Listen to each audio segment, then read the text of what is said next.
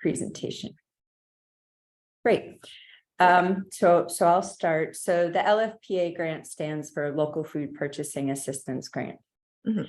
And essentially the 5 Feeding America food banks in Tennessee, and you can see where they're located. I have a better map on the next slide. Yeah. Were awarded the grants. And so we're working in in tandem with each other. There are 5 farm to families coordinators, 1 at each of the food banks. So in the 95 counties that are in Tennessee, the food banks are able to purchase food and distribute through those counties. So you can see here on this map, this better gives you an idea of how the state is divided up by food bank. Mhm. So I am in the green portion. So that's the area that I am working with. Yeah, you get the biggest piece of the pie. So as I mentioned, we are working closely with the Department of Agriculture. So a lot of anything I do that I may have a question on, I've been sending it up to either Rachel or Mike Brown to make sure that it is an allowable expense, because there has been a lot of instances where we have had to question that to make sure that we are proceeding correctly with the grant parameters. So what we're doing is we are looking for partnerships throughout the state to connect with local and regional farmers and producers. I'm doing a lot of statewide networking. So when I do meet a supplier that isn't in my service area, I'm connecting them with the appropriate food bank. Hi, good morning. We just started just talking about the grant. Okay, thank you. Yeah. Hey, Caroline. Hi, sorry I'm late. It's okay. Not a problem at all. So I'm doing a lot of networking throughout the state. So if I am approached by a producer or supplier that's not in my service area, I'm connecting them with the appropriate food bank and farm to families coordinator, with the understanding that if for whatever reason they can't purchase all their products, that I am still interested and would just arrange for freight or connecting differently to get the products back into my service area, which is the green area. So nothing's off the table. I'm not saying no to folks. I want the other food banks to have their first dibs, so to speak. So the total grant was awarded at $8.2 million. The life of the grant cycle started in November and will end August 2024, the 15th actually of August. So all products have to be in hand by August 15th. We can't do any future purchasing beyond that date. It would not be an allowable expense. The spirit of the grant is to partner with farmers and producers that are socially disadvantaged. The USDA defines socially disadvantaged of any group, farmers, ranchers, that have been subjected to racial or ethnic prejudice, also includes women and veteran farmers. Our Department of Agriculture also has defined all farmers as socially disadvantaged. So with that being said, everyone's still being encouraged to reach out to their food banks. What we're doing is, holding true to the spirit of the grant.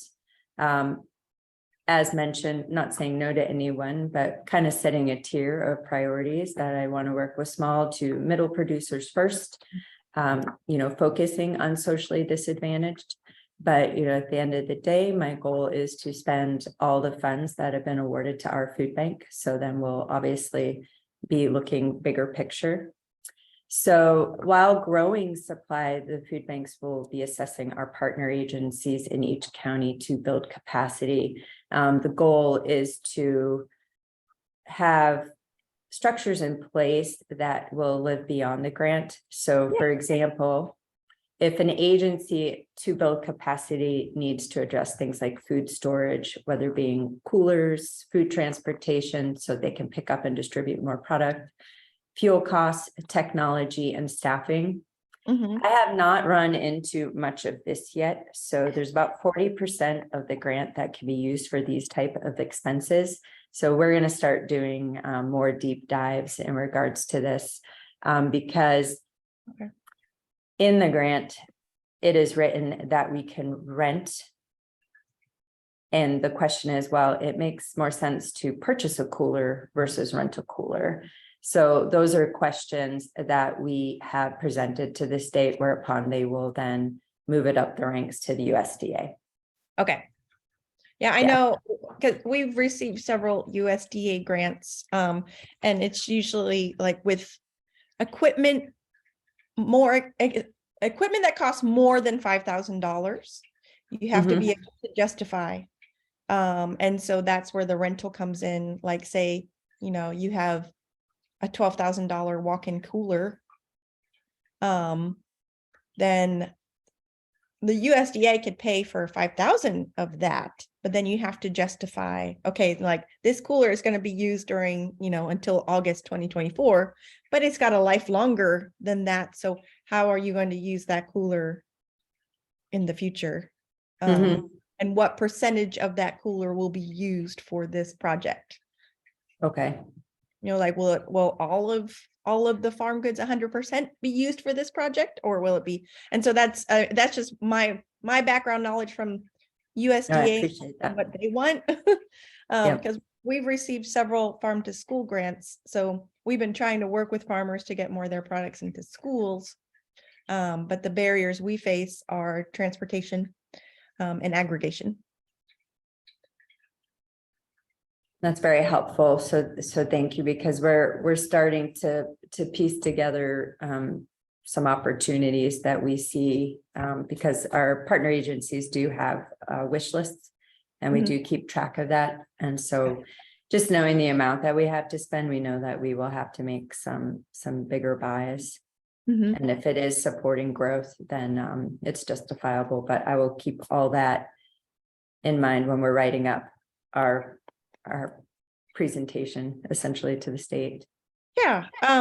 Do you, and I'm sorry, this is a sidetrack, but a side question. No, I appreciate it. Yeah. Have you ever met John Kane? He's the owner of Warehouses for Good. And he and I can connect you with him after our conversation if you want, if you're interested. But he works a lot with farmers to help them have on-farm food storage capabilities by providing these railroad,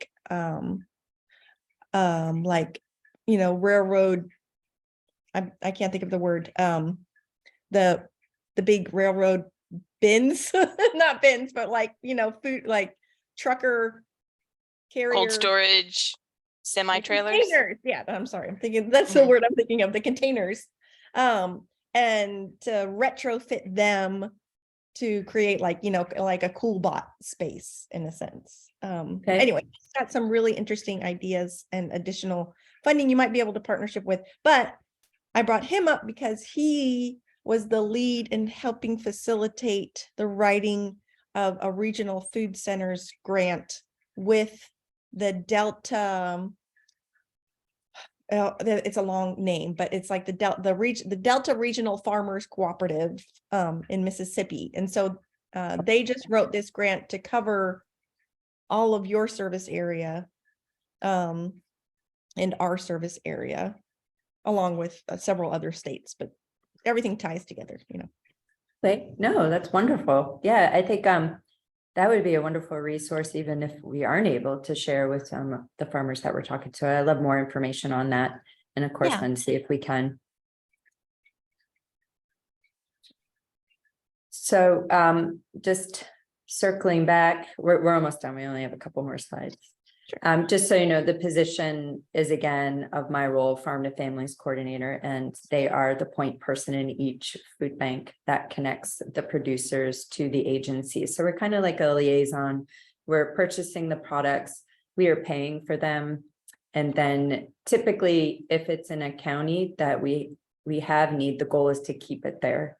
And have a partner agency pick it up and then distribute the products, which I think is a wonderful idea. I have on deck an apiary, a veteran with the Tennessee Veteran Coalition is starting an apiary this year, and it's their first year. So just the idea of not having to think about where to sell their product, that we'd be purchasing the honey. But, when you're thinking about building a brand and the marketing, the fact that the honey will be distributed in Rutherford County where they live, they love the idea that it's supporting their community. that Yeah. people will know them. And then they're very active in their church with Second Harvest. So they were happy to have that opportunity.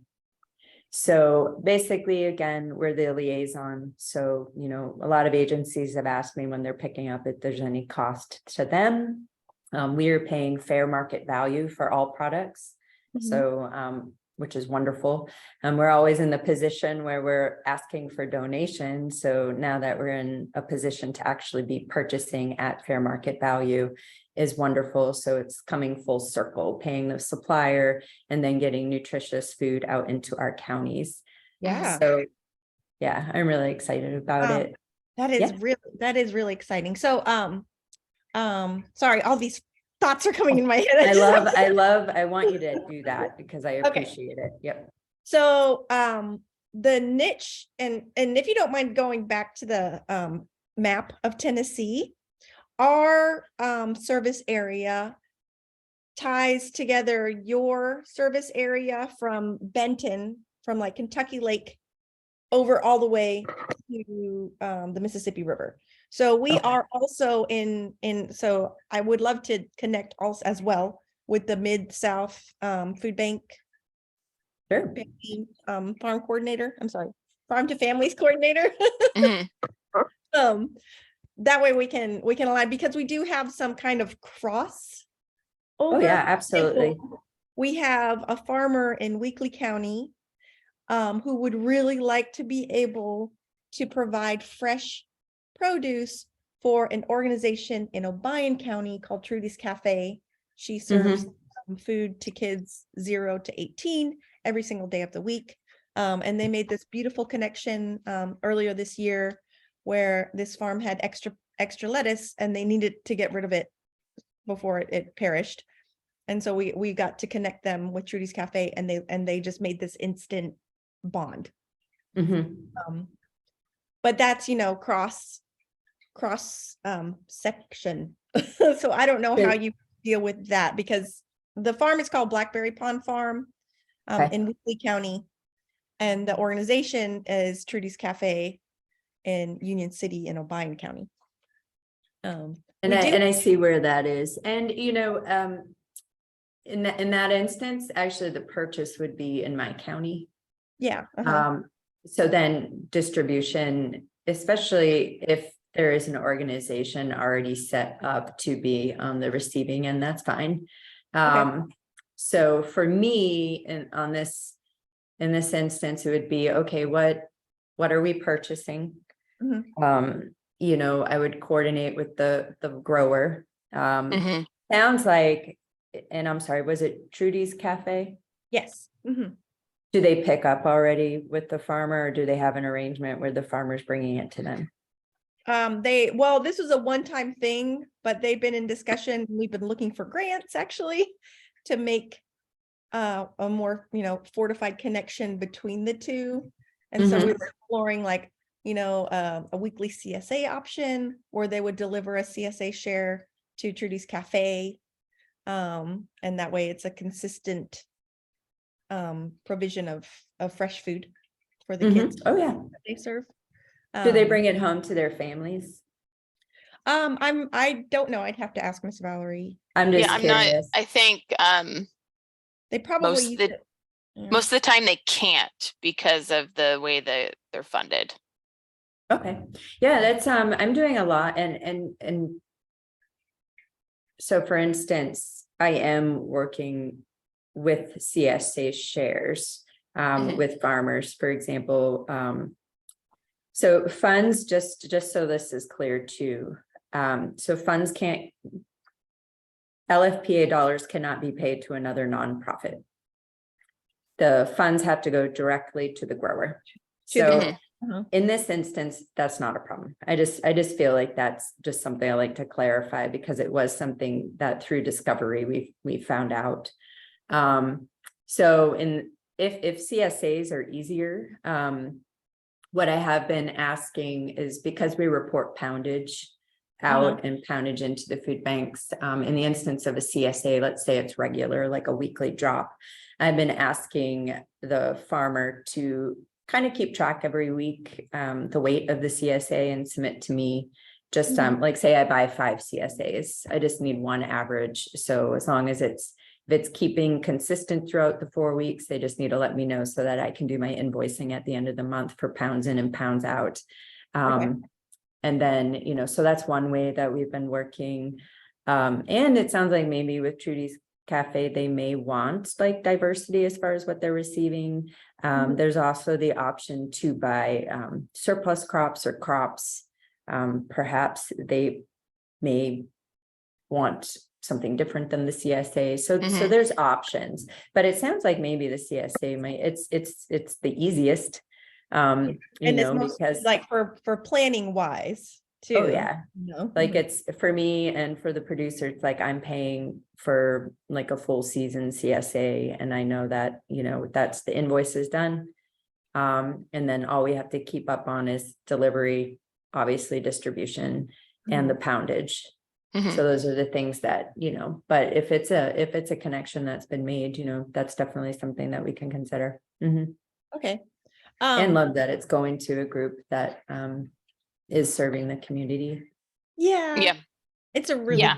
really great program. And I mean, you said right there is like the issue that we run into is, of course, farmers need to make a living. And so they Right. don't necessarily want to be asked for donations all the time. So it's good that you are paying market value.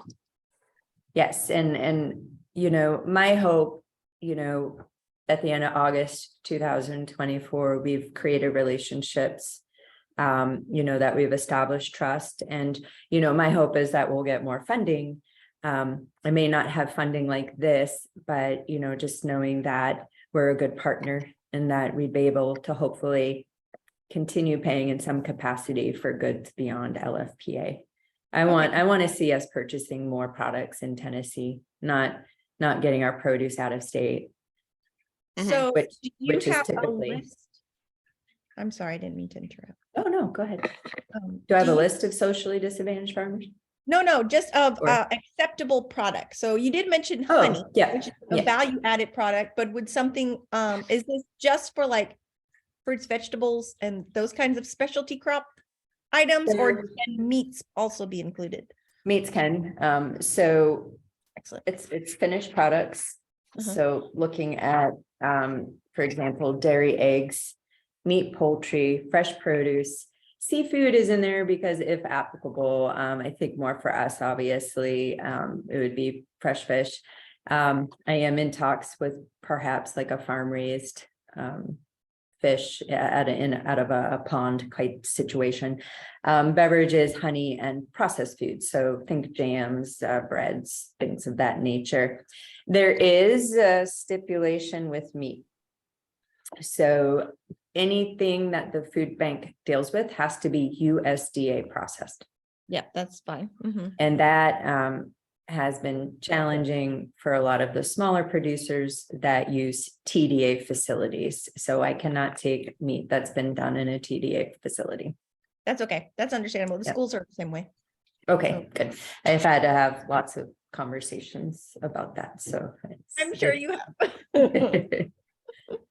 My hope is though, if a producer like a rancher wants to step into the realm of bringing their animals to USDA, that we can incorporate that into pricing.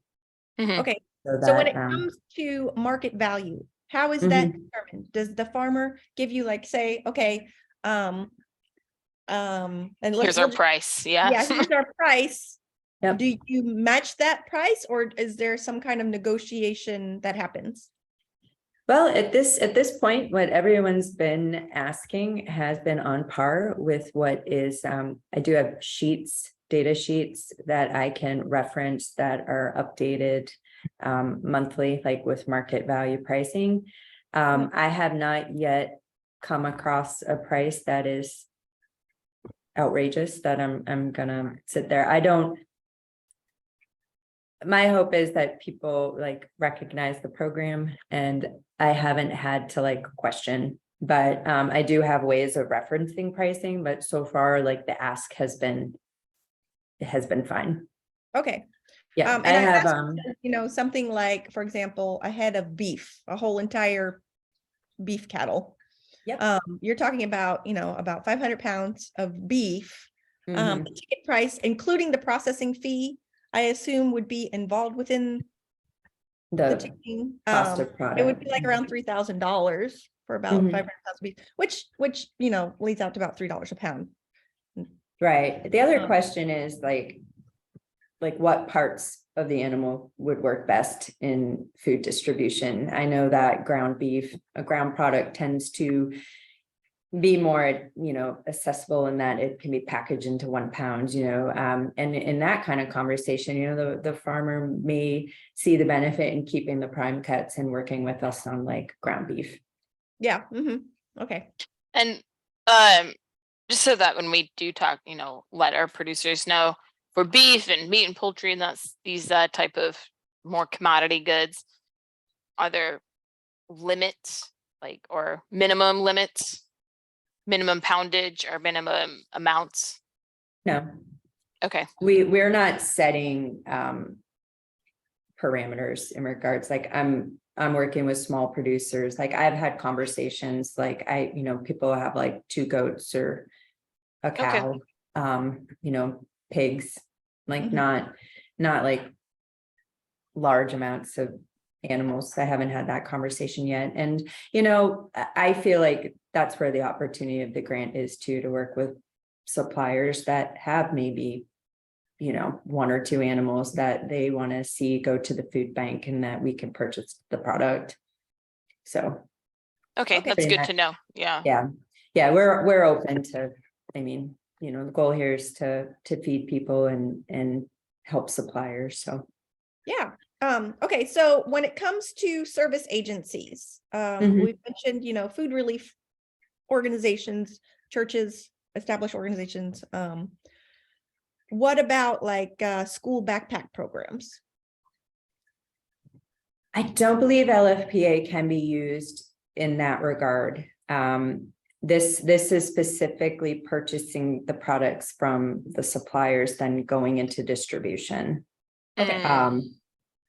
Because so the whole use of the partner agencies is for distribution, especially within the counties.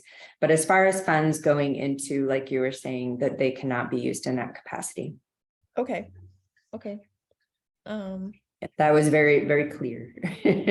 No, that's good to know. Because then we know who to reach out to. So in 2020, we put together a hunger relief food guide that lists organizations, but it is completely it is incomplete, put it that way. Would you be able to provide us with like an updated list of hunger relief organizations within our region? Because really we're looking at like from Benton to Carroll over to Weakley, Gibson, Henry. Those are the 5 counties that we can help with in your region. And forgive me for not connecting on that. Can you rephrase the ask? Like, are you looking The ask is, so let me just step one step back. We produce an annual local food guide every year. Mhm. Last year was the first year we included hunger relief organizations in the local food guide to connect people with just food sources, food resources. We get calls once or twice a week from Okay. people looking for food. And so we're like, well, let's just include this information in the local food guide, but it's not comprehensive by any means. This time of year is when we recruit for new listings. We confirm last year's listings to be included in this year's listing. So it's a really good time for this conversation between us because we're actually going to be having conversations with farmers. And so we could share this opportunity. But on the flip end, I'd also like to share the opportunity with our hunger relief organizations. Sure. If you provide me with the list of the counties specifically that you work, we have a list of our partner agencies in each county. Okay. And, they're agencies that they all provide food relief. Okay, great. Yeah, so I can definitely share those resources. Okay. I'm gonna share with you the relief agency guide. So in 2020, we kind of made our own little hunger relief agency guide separate from the local food guide. And then I just realized, no, this is silly. We don't need 2 documents. We just need one comprehensive Put document. them all together. Yeah. So that's what we're doing. But there you go. That's from 2020. It is definitely out of date now. I'm going to stop sharing my screen so I can see your screen. Okay. Is that? It's in the chat box. I put it in the chat box. Oh, I'm sorry. Thank you. Oh, that's okay. Oh, okay, perfect. Yep, I wasn't. Okay. Okay, so say Farmer Joe is interested in this program. What are the next steps? Sure. Let me go back. I'll go back to seeing you all. So next steps would be, of course, to reach out to me, or on the last section of the presentation, I do have the contact information for all the counties. I know that Herman, he is in the county that I share on the border in Western Tennessee. So he'd be your next person that they could potentially be reaching out to. Mm-hmm. I'm fine with anyone reaching out to me, and I can make the connection via email with the respective food bank. I found that actually to be very like a way to get a response. Mm-hmm. I feel like when I engage the vendor with the food bank point, I usually get a reply email to both saying, okay, let's get a conversation, which I've been happy to see that. Mm-hmm. Excuse me, because in my efforts, again, where I'm working on like just statewide, I like to see if anyone's coming to me that they're getting connected with the proper point. So yeah, either way. Okay. And then as far as, I guess, promotion of this program and Caroline and I being able to pitch this to farmers, mm-hmm. Of course, the benefit is that, they would have a secure market to be able to sell their products. But on top of that, they could also have opportunities to support the development of their on-farm equipment needs or technical support, staffing. What, like, how does that work? That's been a bit of a gray area. I feel like so far in our discussions that the 40% that can be allocated to infrastructure support appears to be more on agency side. Okay. I have seen, and we're working on getting more clarification around that, because if we could rent a vehicle for a farmer for a season so that they could do more on their farm, that's been a question that we've been asked. But when I've asked about like hoop house purchases or hydroponics, those have been no. Okay. So I think with the grant, it's almost like temporary in that regard. Like what we're supplying to build is like temporary. So as we said, like rentals, I have not yet had a discussion about staffing per se for a farmer. I've seen it on the agency descriptions with the grant. So that is something that I can circle back to, because we're needing to dive deeper into that. Every state is operating differently with the LFPA grant. Mm-hmm. Ours is, we're not doing a lot of like infrastructure building in like technology. Like Louisiana, for example, is working to bring Wi-Fi access out to remote communities so that farmers have better communication and can stay, connected in these remote areas. So I've loved that, but we're not doing that. So it's just, I have to get a little bit more clarification. Sure. Well, and I just think like, maybe there could be like a summer internship stipend or something for farmers to get some labor support. That kind of goes aligned. Caroline and I had this idea with the FFA is pretty strong in West Tennessee, throughout all Tennessee, really. But FFA has this new program module called SAEs, and it's Service Agriculture Enhancement or Education Program. I can't the name of the acronym exactly, but part of this program is that FFA students gain experience with like hands-on experiential learning opportunities. And so the way we've twisted that and taking that is to offer FFA SAE students paid internships with farmers. And then that way the kids get a little bit of stipend, but the farmer gets most of the benefit from getting the labor Right. at no cost to the farmer.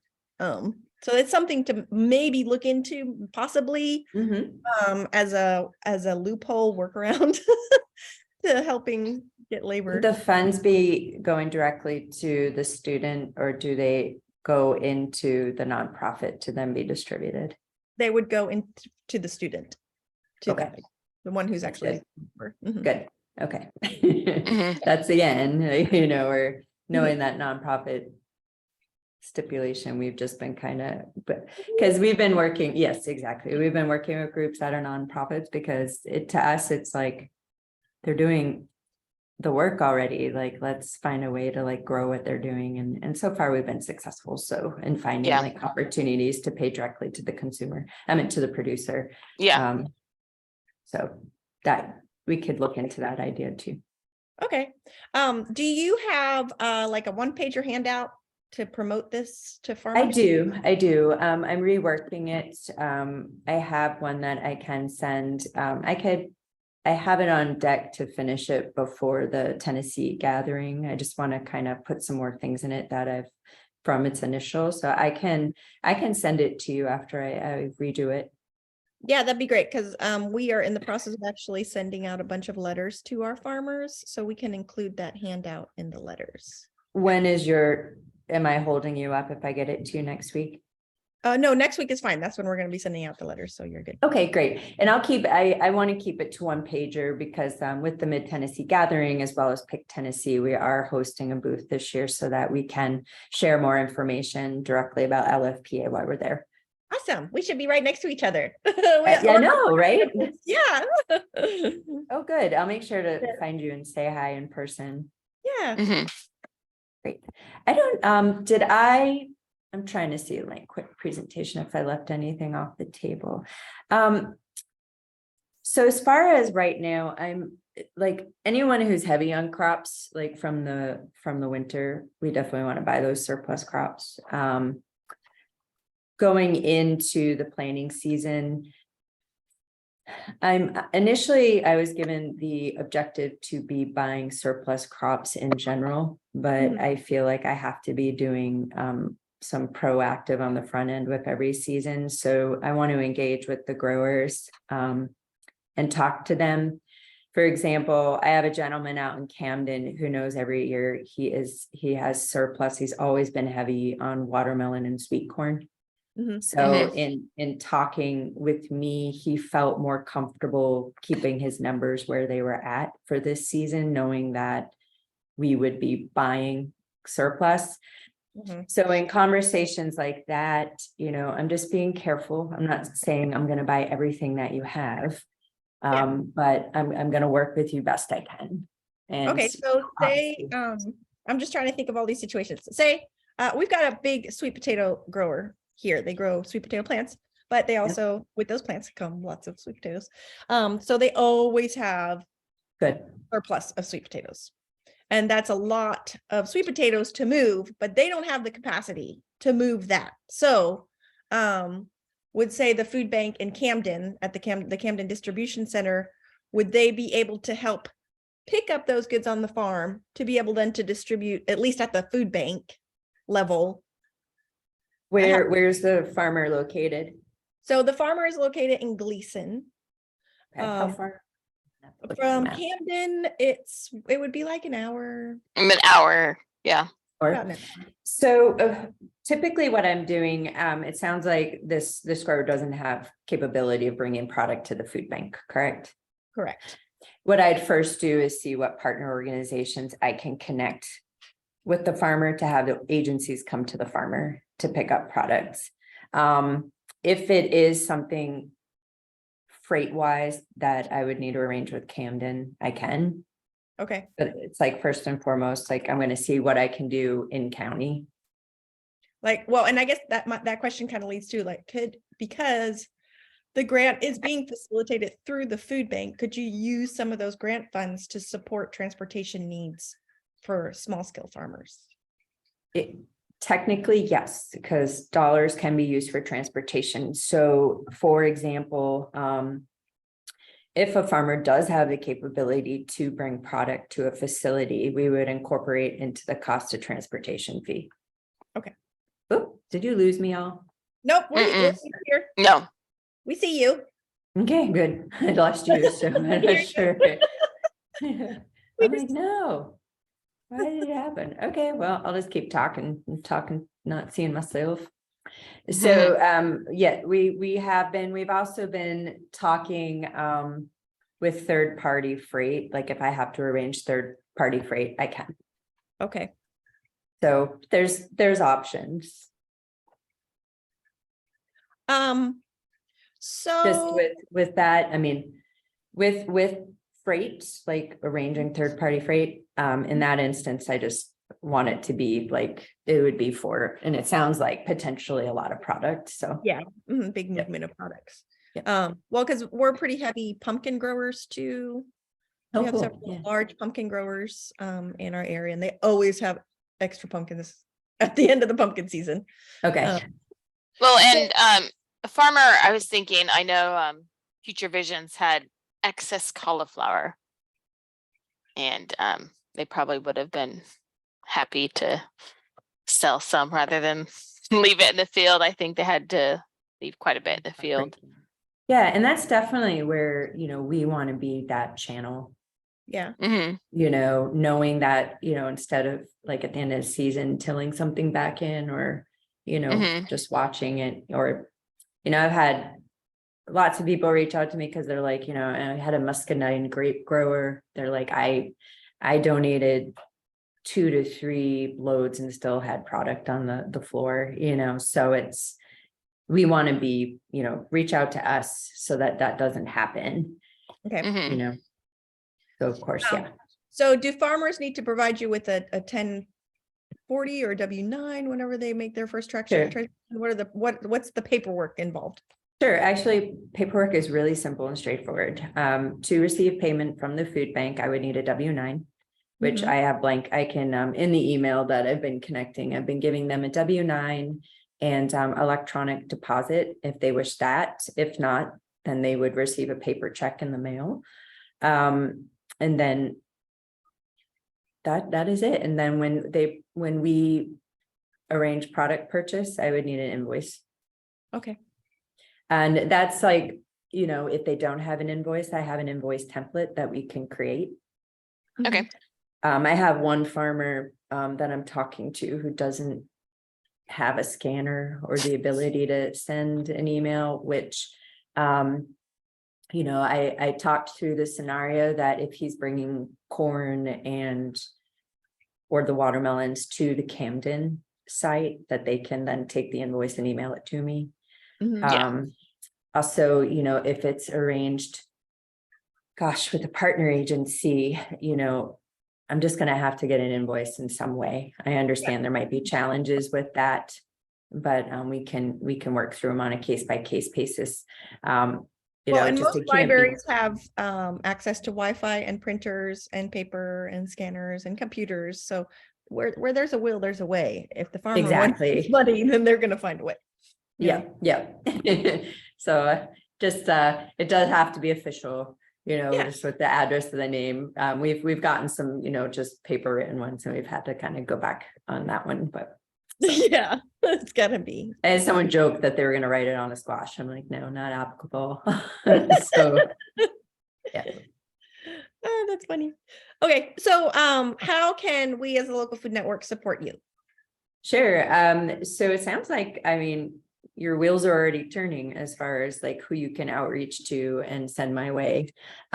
With that one pager, you know, I'd be very grateful if you are sending it out. You know, of course, it sounds like in letters. I don't know if you have an email We do. database. Okay. If you felt like sharing it that way, I've had folks be doing the, you know, e-blasts.